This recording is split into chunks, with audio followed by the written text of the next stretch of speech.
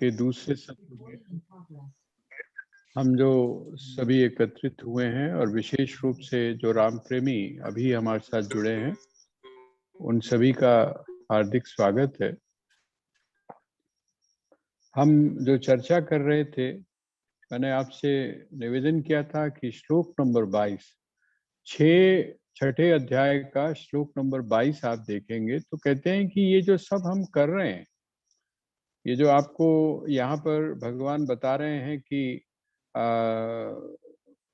ऐसी स्थिति हो जाती है योगी की, उसका चित्त इस प्रकार का हो जाता है, तो कहते हैं इसका लाभ क्या होगा।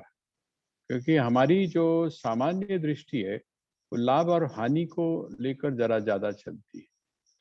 अगर हमको लाभ उसका दिखाई देता है तो हम उसकी तरफ आकृष्ट होते हैं, और हमको लगता है कि इससे कोई लाभ होने वाला नहीं है तो हम उसकी तरफ आकृष्ट नहीं होते हैं। और अगर हमको ये अंदाजा लग जाए कि इससे हमारी हानि होने वाली है, तब तो हम बिल्कुल ही उसकी तरफ सिर उठाकर नहीं देखते। यहाँ पर भगवान कहते हैं कि सबसे बड़ी बात यह है योग की सबसे बड़ी बात क्या है। कहते हैं जो व्यक्ति योगी है, जिस व्यक्ति का चित्त जो है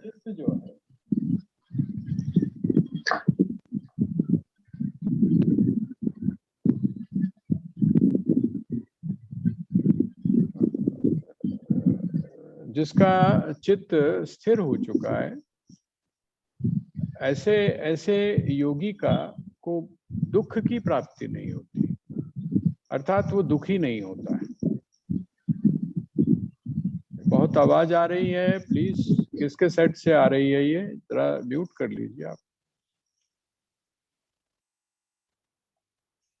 वैसे तो ये आवाज आपको भी आनी चाहिए, लेकिन आप थोड़ा यहाँ अब भगवान आगे इसको पढ़ते हैं। ये तो उन्होंने उपलब्धि बता दी, आगे चलकर धीरे धीरे करके वो उपलब्धि भी बताते जाएंगे और उसके बाद प्रक्रिया भी बताते जाएंगे। अब भगवान इस स्थिति का वर्णन करने के बाद, चित्त की स्थिर स्थिति का वर्णन करने के बाद, उसके लिए वो दीपक की उपमा देने के बाद अब आगे बढ़ते हैं। देखिए, ये इसमें कुछ शब्द थोड़े से महत्वपूर्ण हैं। श्लोक नंबर 20 और 21 और उसके बाद में 22, ये तीनों जो श्लोक हैं, इन तीनों श्लोकों को मैं इकट्ठा पढ़ रहा हूं। और इनको जब आप पढ़ेंगे, आगे के जो श्लोक हैं, ये तीनों श्लोक, इनको जब आप पढ़ेंगे तो आप इसको इकट्ठा पढ़िएगा तो आपको कंसेप्ट क्लियर हो जाएगा कि भगवान का लक्ष्य क्या है, उद्देश्य क्या है। लक्ष्य तो मैंने आपको बता दिया, उन्होंने बता दिया कि इसकी उपलब्धि क्या है या इसका महात्म्य क्या है। लेकिन अगर तीनों को आप पढ़ेंगे तो आपको ये भी पता चल जाएगा कि किसका महत्व क्या है। किस प्रकार की साधना यदि आप अपने जीवन में करते हैं, या कौन सी जो स्तर है, कौन सी जो सीढ़ियां हैं, उनको यदि आप अपने जीवन में पार करते हैं तो तब आपको उस लक्ष्य की प्राप्ति होती है जिसको भगवान कह रहे हैं। यत्रो परमते चित्तम निरुद्धम योग सेवया यत्र चैवात्मनात्मानं पश्यन्नात्मनि तुष्यति। इसमें देखिए, इसमें एक शब्द का प्रयोग हुआ है, यत्र, है ना। आपने यत्र तत्र ये सुना होगा, ये दो शब्द इकट्ठे संस्कृत में प्रयोग होते हैं। यत्र मैंने होता है जहां, और तत्र मैंने होता है वहां। ये आपस में संबंध बताते हैं। जहां जहां जहां है, जैसे यत्र यत्र धूमः, जहां जहां धुआं है, तत्र तत्र अग्नि, वहां वहां अग्नि है। तो ये दोनों का रिलेशन बताया, दोनों का संबंध बताया। अब यहाँ पर भगवान यत्र यत्र शब्द का प्रयोग कर रहे हैं कई बार, और उसके बाद में फिर वो एक तरह से तत्र की बात करेंगे। यत्र शब्द का जब प्रयोग किया तो अधूरा रहेगा अगर आप तत्र शब्द का या उस स्थिति का वर्णन नहीं करते। अब वो कहते हैं यत्रो परमते चित्तम निरुद्धम योग सेवया यत्र चैवात्मनात्मानं पश्यन्नात्मनि तुष्यति सुखमात्यन्तिकं यत्तद् बुद्धिग्राह्यमतीन्द्रियं वेत्ति यत्र न चैवायं स्थितश्चलति तत्त्वतः। देखिए इस दूसरे श्लोक में भी 21वें श्लोक में भी आपने देखा होगा कि यत्र शब्द का प्रयोग किया। इसीलिए मैं आपसे जो निवेदन कर रहा था कि तीनों श्लोकों को आप इकट्ठा पढ़िए, उसका कारण यही है। पहले में 2 बार यत्र शब्द का प्रयोग है, दूसरे में अर्थात 21वें श्लोक में 1 बार प्रयोग है। अब उसके बाद में वो कहते हैं कि यम लब्ध्वा चापरम लाभम मन्यते नाधिकम ततः यस्मिन् स्थितो न दुखेन गुरुणापि विचाल्यते। एक तरह से देखिए कि तत्र अर्थात जब आप ऐसा करते हैं, जहां पर ऐसी स्थिति हो जाती है वहां पर क्या होता है, वहां पर ये होता है जिसको हम तत्र में बोल रहा था ना, आपको निवेदन कर रहा था, इसको व्याप्ति बोलते हैं। यत्र के साथ में तत्र, तो जहां पर ऐसा होता है वहां पर ऐसा होता है, जोड़ दिया। और जोड़ने का मतलब क्या है, एक तरह से कंडीशन कर दिया कि इसका मतलब जब तक आप ऐसा नहीं करेंगे तब तक आप ऐसा नहीं प्राप्त कर पाएंगे। आप अगर चाहें अपने जीवन में कि आपके जीवन से जो दुख है वो समाप्त हो जाए, आप जो मर्जी कर लें, आप जो मर्जी कर लें, लेकिन आपके जीवन से दुखों की समाप्ति होने वाली नहीं है। वो कहते हैं नानक दुखिया सब संसार। इसका मतलब क्या हुआ, सब संसार क्यों दुखी है, उसके दुख का कारण यहां पर बताया गया। दुख का कारण क्या है, अब वो बता रहे हैं कि दुख का कारण ये है और इस कारण की निवृत्ति अर्थात ये जो रोग है, दुख रूपी जो रोग है, इसकी निवृत्ति इस औषधि से होती है। ये जो दवा है, इस दवा का जो व्यक्ति सेवन करता है उससे होती है और धीरे धीरे होती है।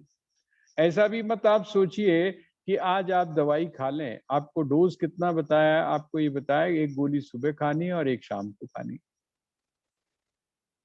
आपको ये बताया किसी ने 1 गोली सुबह खानी है और 1 शाम को खानी है।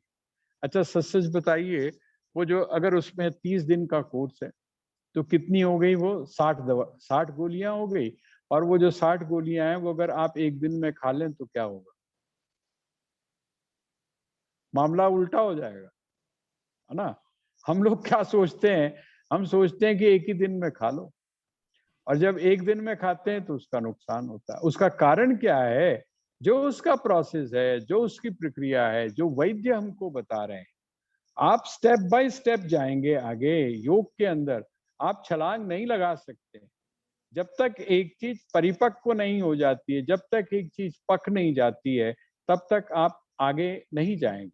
और अगर आप जाने की कोशिश करते हैं तो आप मर्यादा को तोड़ते हैं, अर्थात आपका जो टीचर है, आपका जो गुरु है, आपका जो आदर्श है, या आप जिसको हम लोग सबसे बड़ा प्रमाण मानते हैं, जो शास्त्र जो है, उस शास्त्र के आप विपरीत जाने की कोशिश कर रहे हैं।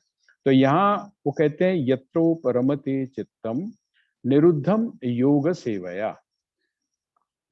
योग सेवया,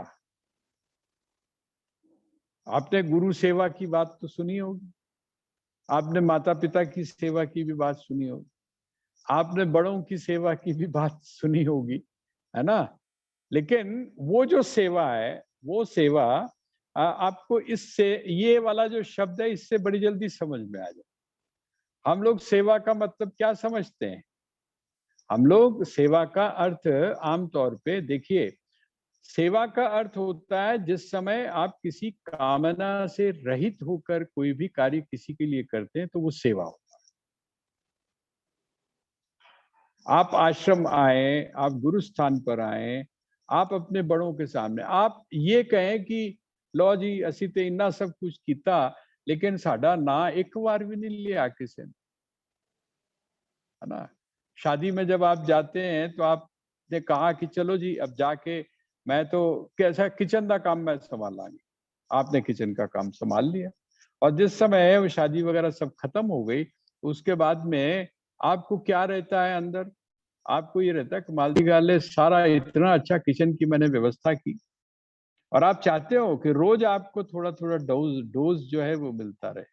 शाम के समय कम से कम आप 10 आदमियों के सामने उस घर का कोई बड़ा या उस घर की कोई बड़ी वो एक कह दे, नहीं ए जातों आई है ने बड़ा अच्छा किचन संभाल लिया, बस आपकी आपका जो है वो मामला बन गया।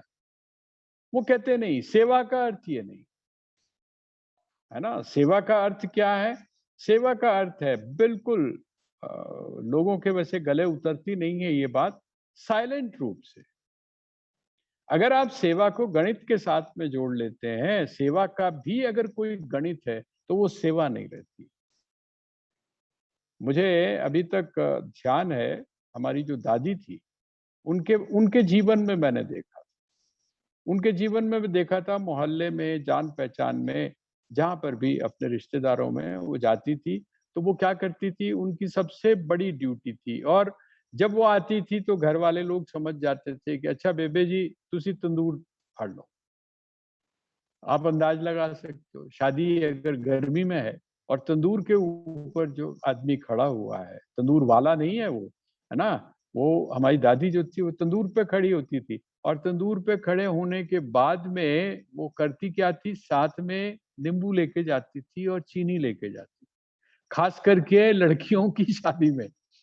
मैं हम लोग बचपन में हैरान होते थे, अब समझ में आता है, अब समझ में आता है कि सब कुछ जब समाप्त हो गया, सारा डोली विदा हो गई सब कुछ, तो उन्होंने क्या करना है, जितने दिन उस बेटी का के यहाँ उन्होंने काम करना है, तो वो जो भोजन करना है वहां पर भी अगर किसी वजह से, वैसे तो अगर पास में है तो फिर घर आ जाती थी वो, लेकिन अगर दूर है तो कोशिश वो करती थी कि बेटी के यहाँ वहां ना रहे और कहीं रहे। लेकिन उसके बावजूद पानी, वो जो पानी होता था उसमें उन्होंने नींबू डालना, क्योंकि आप जानते हैं कि जो लोग तंदूर पे खड़े होते हैं और खास करके गर्मियों में तो उनकी हालत, उनको पानी चाहिए। और उसके बाद उनका पता नहीं चलता था, क्योंकि आप जानते हैं डोली विदा होने के बाद में क्या हालत होती है, पूरा जो घर है वो बस ऐसे समझ लीजिए कि बेहोश हो जाता है। और उतने में हमारी जो दादी थी उसका उसमें कोई ना तो ब्रीफ केस था ना अटैची थी, वो एक पोटली सी होती थी उनकी, उसी में उन्होंने अपनी 2 साड़ियाँ रखनी और 2 कपड़े रखने और अपना उठाना उसको और चले आना। कभी किसी से उन्होंने ये नहीं कहा। अब हमको समझ में आता है कि ये भाव क्यों था? ये भाव इसलिए था जिसको हम सेवा का भाव बोलते हैं। कोई किसी से किसी भी प्रकार की कोई अपेक्षा नहीं। अच्छा अपेक्षा क्यों नहीं? क्योंकि मांगी नहीं। भाई अपेक्षा आदमी कब करता है? जब आपकी मांग होती है, जब आपके जीवन में मांग ही नहीं रह गई है ना।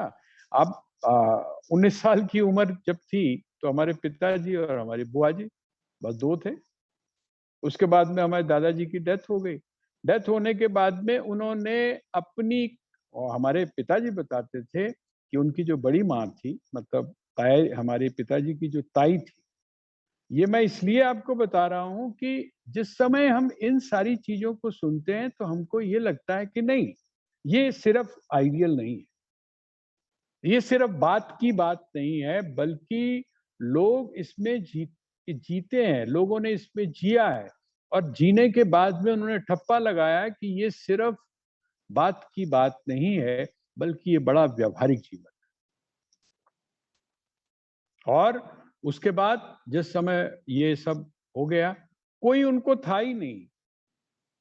जो धोती उनको मिल जाती थी, जैसे कपड़े उनको मिल जाते थे, बस साफ जरूर होने चाहिए। भावें ਉਹਦੇ खूंगी लगी होए, उसको अपने आप उन्होंने ठीक कर लिया, साफ जरूर होने चाहिए। और वो किसी के हाथ, आप सभी जानते हैं किसी के हाथ की वो सब चीजें उनको पसंद नहीं आती, जब तक वो कपड़े खुद नहीं धो लें, है ना। कपड़े खुद धोने, उसके बाद में उन्होंने उसको तय करना, प्रेस नहीं करती थी, तय करना, अपने सिराने के नीचे रख लेना। ये इन लोगों का जीवन था। अब उनको जब कोई चीज चाहिए नहीं तो अपेक्षा किसकी? ये है, ये देखिए, ये जो शब्द है ना योग सेवया, योग सेवा का अर्थ क्या है? योग को अपने जीवन के आचरण में लाना। इस हिसाब से ये जो शब्द है, ये आपको वहां लेकर जाता है जिसकी हम अक्सर करते हैं। आपको ध्यान होगा, एक श्लोक इसमें आया था, है, वो ये था कि तद्विद्धि प्रणिपातेन परिप्रश्नेन सेवया। परिप्रश्नेन सेवया, आपको ध्यान होगा वहां पर हमने सेवा के बारे में यही बताया था। सेवा का अर्थ बाहरी रूप से तो यह है कि चलो बुजुर्ग हैं, आपने उनके पैर दबा दिए, ठीक है, उनको आपने उनकी मालिश कर दी, आपने उनके कपड़ों का ध्यान कर लिया, है ना, आपने उनके भोजन की सही टाइम पे मिल रहा है नहीं मिल रहा है, दवा सही टाइम पे मिल रही है या नहीं मिल रही है, ये तो उनकी सेवा हो गई बाहरी। आपने ठाकुर जी को भोग लगाया है कि नहीं लगाया है, उनका स्नान करवाया है कि नहीं करवाया है। आप में इतनी सेंसिटिविटी है कि आप जब गर्मी होती है तब आप वहाँ पंखा लगा देते हैं या एसी लगा देते हैं, या फिर जब बहुत ठंड होती है तो आप वहाँ हीटर रख देते हैं। ये सब चीजें आपने बाहरी, लेकिन जो सेवा है उस सेवा का अर्थ क्या है? जिस समय आप भगवान की पूजा करते हैं, जब आप उनकी सेवा करते हैं, तो सेवा का मतलब है अर्चना। और अर्चना का मतलब ये है कि जो व्यक्ति, जो सामने वाला व्यक्ति है जिसकी आप सेवा कर रहे हैं, उसके द्वारा जो बताया गया मार्ग है, उस मार्ग को अपने जीवन में उतारने का प्रयास। योग सेवाया का अर्थ क्या है? ये जो योग मैंने बताया, ये जिस योग की मैं आपके सामने चर्चा कर रहा हूं, भगवान कहते हैं इसकी जो व्यक्ति सेवा करता है, सेवा करता का मतलब जो इसका अभ्यास करता है, जो उसको अपने जीवन के आचरण में लाने का प्रयास करता है, उस प्रयास करते समय जो हर प्रकार से सावधान रहता है, ऐसा जो योगी है, ऐसा जो साधक है, वो यत्र उपरमते चित्तम, ऐसा जो योगी है उसमें क्या है? योग की सेवा के द्वारा, है ना, योग की सेवा के द्वारा, है ना, वो क्या है? कहते हैं निरुद्धम चित्तम, जिसने अपने चित्त को निरोध की स्थिति में लाया है, जो अपने चित्त को भटकने नहीं देता है, जो अपने चित्त को अपने नियंत्रण में रखता है, अर्थात जिसने अपने चित्त के स्वरूप को, उसके स्वभाव को भली प्रकार से जानता है, वो क्या है? उपरमते, उपराम हो जाता है। उपराम का अर्थ क्या होता है? हम लोग सामान्य भाषा में भी प्रयोग करते हैं, है ना। जैसे उपराम का अर्थ ये होता है जब आपको कोई व्यक्ति दिखाए तो कुछ और हो कुछ, है ना। आपको एक व्यक्ति है जो आपको लगता है कि ये मेरा शत्रु है, एक व्यक्ति है जो आपको लगता है कि ये मेरा मित्र है, तो क्लियर हो गया ना, हमारा जो रिलेशनशिप है वो बड़ा क्लियर हो गया। एक शत्रु है और दूसरा मित्र है, ये बड़ी थोड़ा सा समझने के लिए मैं ले जा रहा हूं। और एक व्यक्ति ऐसा है, ठीक है, जो शत्रु है उसके प्रति भी आप सचेत रहेंगे, जो मित्र है उसके प्रति आप पूरी तरह से निष्ठावान होंगे। लेकिन एक व्यक्ति वो है जो व्यक्ति आपको, अपने आप को शो तो करता है कि मैं आपका मित्र हूं, लेकिन वो वास्तव में है आपका शत्रु, उसके प्रति आपका दृष्टिकोण क्या होगा?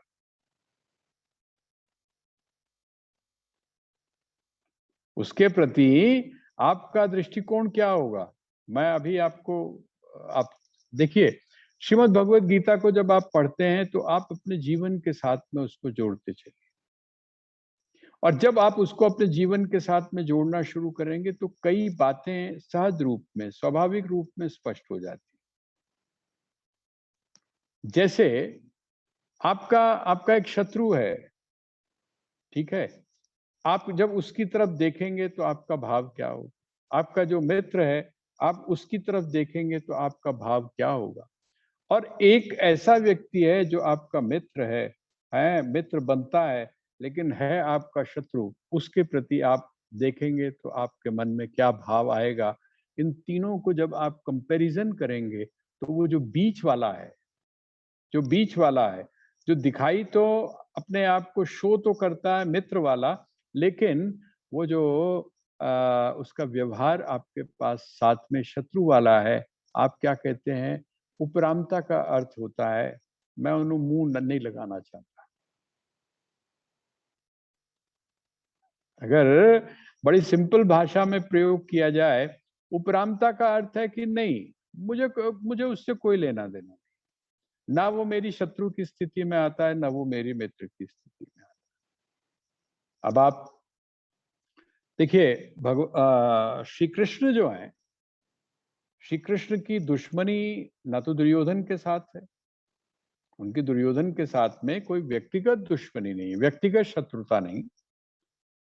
और आपको ध्यान होगा जिस समय भगवान आए वहां पर, भगवान जिस समय पहुंचे पहुंचे तो दुर्योधन ने कहा कि चलो मेरे यहाँ भोजन करने के लिए।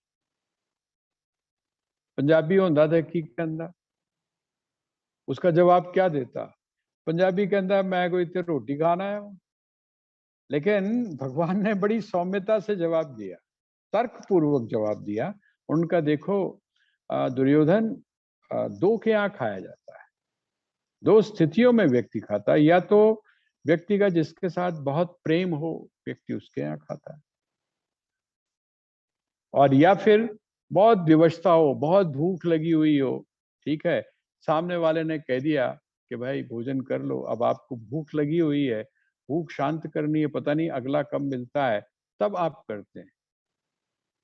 तो कहते हैं, कृष्ण कहते हैं ऐसी स्थिति मेरी नहीं है, पहली स्थिति भी मेरी नहीं है, क्योंकि ऐसा तो है नहीं कि तू मेरा बड़ा हितैषी हो, मेरा बहुत बड़ा मित्र हो। मैं जानता हूँ तेरी चाल को, और तेरे मामा की चाल को बड़ी भली प्रकार से जानता हूँ। दूसरी बात रह गई, ऐसी कोई व्यवस्था भी नहीं है कि मेरे लिए और किसी का प्रसाद खुला ना हो। ध्यान उनका किसकी तरफ था? महात्मा विदुर की तरफ। इतने हैं, सब लोग मेरे अपने, और उनमें ऐसे लोग मेरे अपने हैं जो सच में मेरे अपने हैं, तो कहते हैं उसकी भी आवश्यकता नहीं। उपरामता का अर्थ क्या है? आपका उधर की तरफ देखने का मन भी नहीं करता है।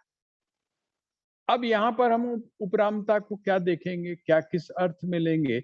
यहाँ पर हम उपरामता का अर्थ लेते हैं जिस समय आपका भोग के प्रति, भोग के प्रति ऐसी दृष्टि बन जाती है कि अरे ये जो भोग है, मैं तो ये सोचता हूँ कि मैं इनका भोग कर रहा हूँ, लेकिन वास्तविकता क्या है?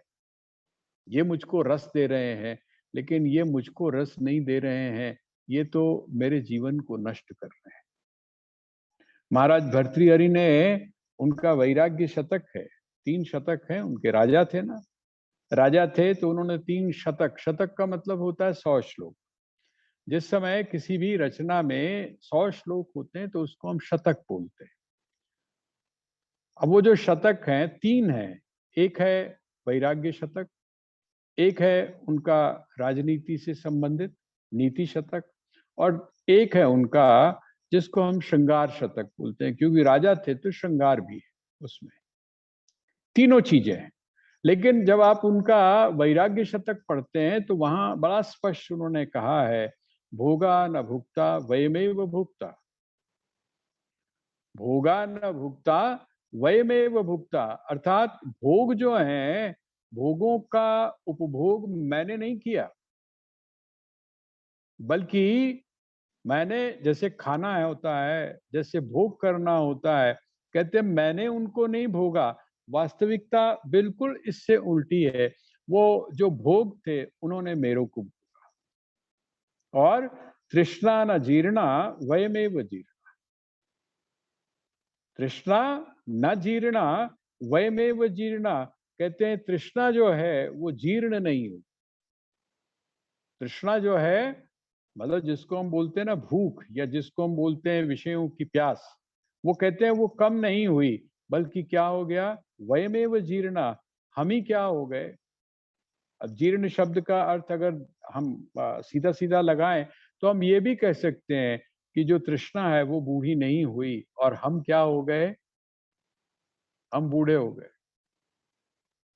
आयु जो है हमारी कम होती चली गई और जिस तृष्णा को हम सोचते थे कि इसका भोग करने के बाद ये कम हो जाएगी, वो कम नहीं हुई, बल्कि उल्टा काम हुआ, उल्टा काम हुआ।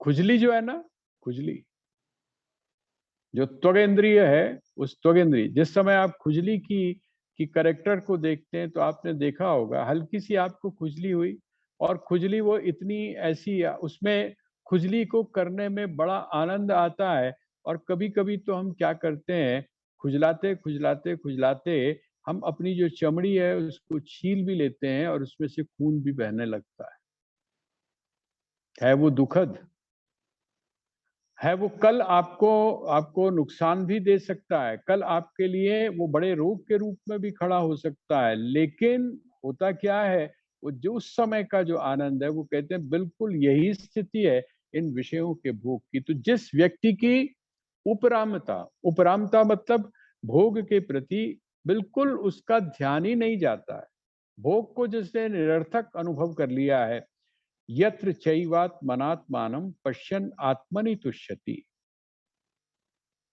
यत्र चैव आत्मना आत्मानं पश्यन्। पश्यन् मैंने होता है देखता हुआ, लेकिन हम इसका सीधा सीधा अर्थ लगाते हैं यत्र च, और है जहां, जिस स्थिति में है आत्मना आत्मानं पश्यन्, स्वयं से स्वयं को देखता हुआ, स्वयं से स्वयं को देखता हुआ है, आत्मना आत्मानं पश्यन्, स्वयं से स्वयं को देखता हुआ, आत्मनि तुष्यति, स्वयं में संतुष्ट हो जाता है। अब उसको जो संतुष्टि मिलती है, अब जो उसको सुख मिलता है, जिस सुख को वो तलाश कर रहा था, कहाँ, विषयों में या भोगों में, अब उसको वहां पर निश्चित हो गया है कि वहां पर वो नहीं है, बल्कि वो स्वयं से स्वयं में संतुष्ट होता है। ऐसा वह जो है सुखम आत्यंतिकम यत्तत् बुद्धि ग्राह्य मतीन्द्रियम। वो कहते हैं कि देखिए, इंद्रिय और विषय, इनका उपभोग, इनका इनका जब भोग करते हैं तो उसमें किस चीज की आवश्यकता है, आपको इंद्रियों की भी आवश्यकता है और विषयों की भी आवश्यकता है।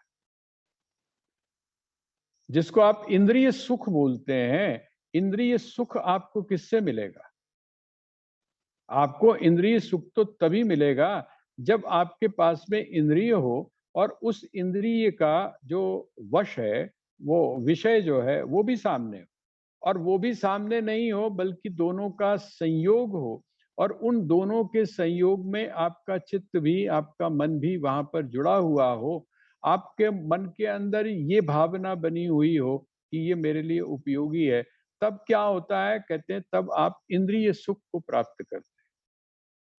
थोड़ा सा इस प्रक्रिया को समझ लीजिएगा। आपके पास में इंद्रियां हैं, विषय नहीं है, इंद्रियां हैं, विषय नहीं है, तो भी बात नहीं बनती है। विषय है आपके पास में, इंद्रियां नहीं है, तो भी बात नहीं बनती है। इंद्रिय और विषय का संयोग हो गया, आपका मन वहां पर नहीं है, तो भी बात नहीं बनती है। इंद्रिय और विषय का संयोग हुआ, आपका मन भी वहां पर है, लेकिन आपकी जो सुख की अपेक्षा है वो यदि वहां पर नहीं है, तो भी बात नहीं बनती है। ये एक संयुक्त है। वो कहते हैं जिस समय उपरामता हो गई, जब उपरामता हो गई तो क्या हो गया, ये जो एक एक कॉम्बिनेशन जो था वो आपने एक तरह से तोड़ दिया। अब क्या रह गया, अब इंद्रियों से अतीत, इंद्रियों से परे।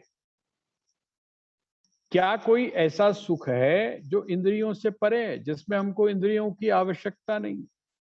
वो कहते हैं वो जो सुख है, वो सुख क्या करता है, जो योगी है वो उस सुख का अनुभव करने लगता है। उसकी ये जो एक भावना थी या ये जो एक मान्यता थी कि जो सुख है वो किसमें है, इंद्रिय और इंद्रिय और विषय, इनके संबंध और वहां पर मन के होने और वहां पर सुख की वृत्ति ये होने से ही ये चीज बनती है। वो कहते हैं नहीं, वो कहते हैं इंद्रियातीत भी सुख है, इंद्रिय से परे भी सुख है।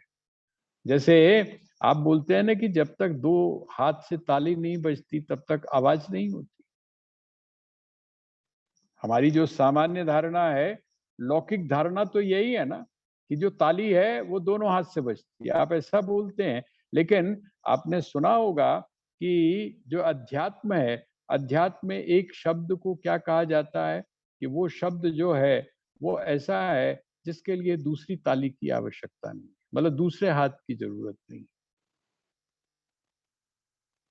नाद जो है वो शब्द जो है वो आहत होता है। आहत का मतलब दो चीजों के टकराने से शब्द की उत्पत्ति होती है।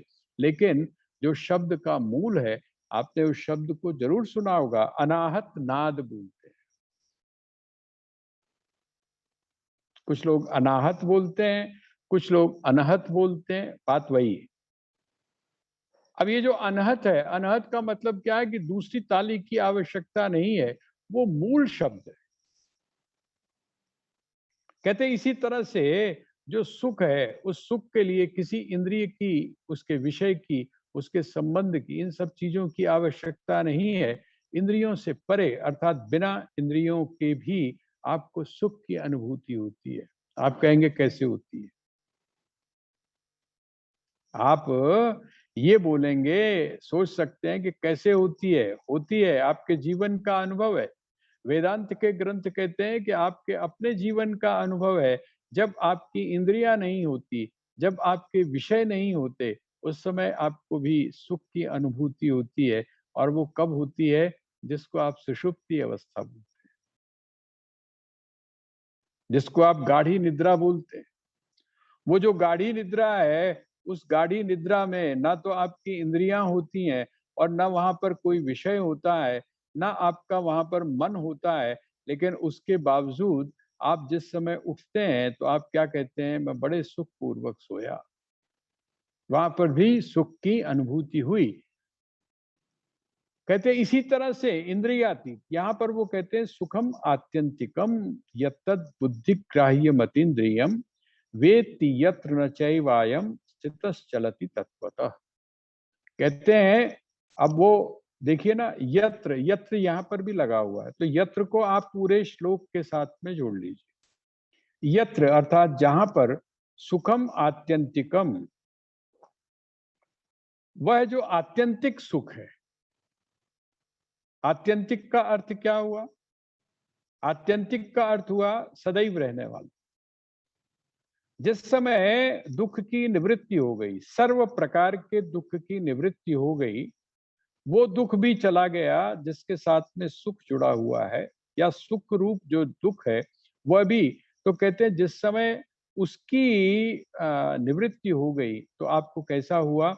सुखम आत्यंतिकम यत, जो आत्यंतिक सुख है, बुद्धिग्राह्यम अतीन्द्रियम, वो जिस समय क्या होता है, जिस समय आप इस प्रकार से योग की साधना करते हैं तो आपकी जो सूक्ष्म बुद्धि है, आपका जो अंतःकरण है, वो जब शुद्ध हो जाता है तो क्या होता है?